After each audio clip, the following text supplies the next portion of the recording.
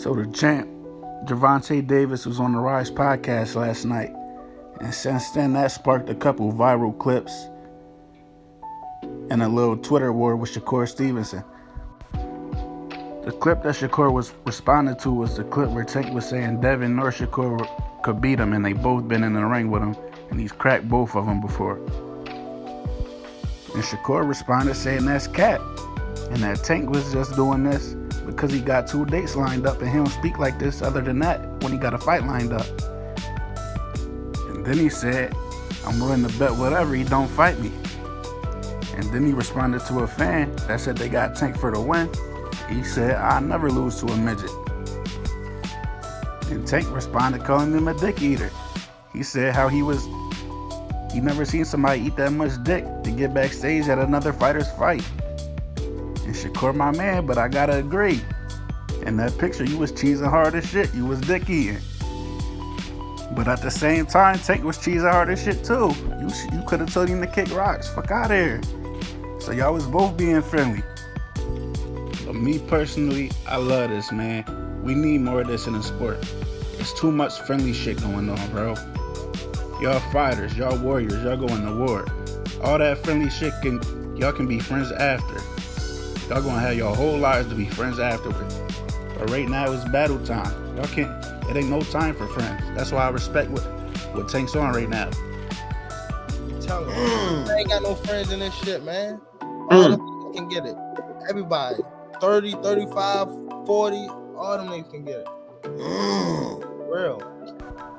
He said, I'm the best. I got smoke for everybody. That's how all these fighters should feel, man. There's too much friendly shit going on. And I love that Shakur and Tank moving like this. They'll be friends afterwards, but they the 2 best fighters in their division, and they can be friends after they get it on. Meanwhile, you got Devin, Haney, Dickie, and Shakur all in his likes on Twitter when that's supposed to be one of your rivals. That's the weird shit. Why you trying to be friendly with one of the guys you're supposed to be fighting? That's supposed to be one of your rivals. That's why I say Devin is weird. And you know he probably messaged him or texted him, oh, don't worry about it, bro. He's just talking about us because this, and this. Like a weirdo. Texting Shakur like he your homie. Y'all supposed to be rivals. But again, if you could read between the lines, that's Devin and Bill playing their game. They know what's up with Shakur. They trying to stay on Shakur's good side as best as they can. They ain't forget Shakur calling them out. They just try to ignore it. That's why they over there calling Teofimo out. Why you calling Teofimo out? Shakur said he went next after you fight Loma. If he couldn't get you before Loma, he said he wanted you next after Loma. But you trying to be friendly and then try and go chase Teofimo. Like, I don't know what y'all Haney fans can say about that. It's right there in y'all face. The man is clearly ducking. And you know he had to give his little 2 cents about the situation. And now he on Twitter lying, claiming he beat the shit out Tank in the sparring at Floyd's gym. When Devin ain't beat the shit out nobody in none of his fights. But you beating the shit out of Gervonta Davis? That don't make sense.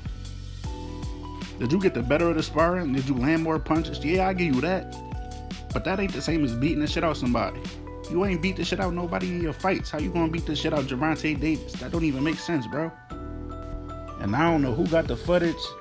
They said it was like 500 people in the gym that day, so somebody got it. If I'm Tank, I'm dropping that footage.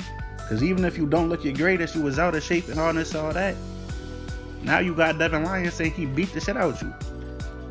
So if you drop it and he not beating the shit out you, he look like a clown. So I would drop it. And ain't nothing that came out about that sparring. Nobody ever said that Devin beat the shit out Tank. They said he won. People said he won. People said they won money betting on him. All that. But nobody ever said that he beat the shit out Tank.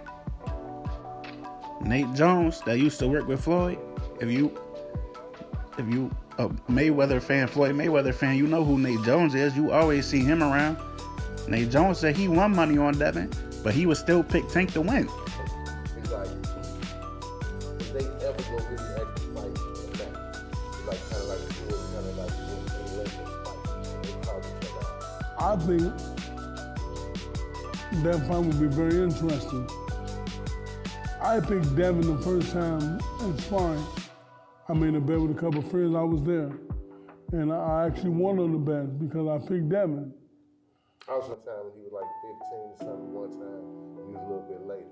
That's when I was at when he was a little bit later. Okay, a little bit older. Okay. I bet on Devin, and I won. Everybody paid my money. I won about $800 that night.